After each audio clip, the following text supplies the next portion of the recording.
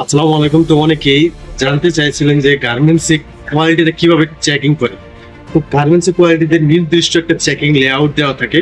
কারণ আমরা বেশিরভাগ বলে থাকি, কারণ ইন্টারন্যাশনালি এটা বলা আছে যে ক্লকওয়াইজ চেকিং সিস্টেমে চেক করতে হয়।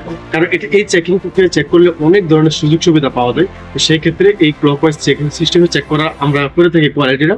তো সেই ক্ষেত্রে কিভাবে ক্লকওয়াইজ চেক করতে হয় সেটা আজকে আপনাদেরকে দেখিয়ে দিচ্ছি।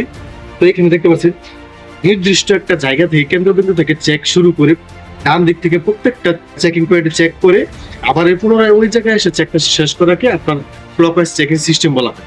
তো ধরেন আমি এই ক্রস পয়েন্ট দেখতে পাচ্ছি, এই ক্রস পয়েন্ট থেকে শুরু করি, এদিক থেকে চেক করে, এদিক থেকে এভাবে চেক করে, তারপরে এদিকে ফিঙ্গারিং ভাবে চেক করে, তারপরে বটম চেক করে, ইনসিএম চেক করে, এভাবে যখন সাইড সিএম চেক করে আবার পুনরায় এই যে এই জায়গায় এসে চেকটা শেষ করবো, তখন কিন্তু এটা একটা লেআউটে চেকিং হয়।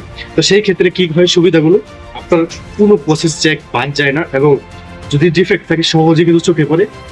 গার্মেন্টস বেশি নড়াচড়া করতে হয় না, আপনার কর্মদক্ষতাটা বাড়বে, এবং এটা চেকিং করলে আপনার প্রোডাকশন বাড়বে এবং কোয়ালিটি সুন্দর থাকবে। সেই ক্ষেত্রে এই চেকিং লেআউটটা কিন্তু গার্মেন্টসে দেওয়া থাকে, প্রত্যেকটা কোয়ালিটিকে আপনার ইনস্ট্রাকশন দেওয়া থাকে যে এইভাবে চেকিং করার জন্য। তো আমরা মূলত গার্মেন্টস কোয়ালিটি এইভাবেই আমরা চেকিং করে থাকি। সবাইকে ধন্যবাদ।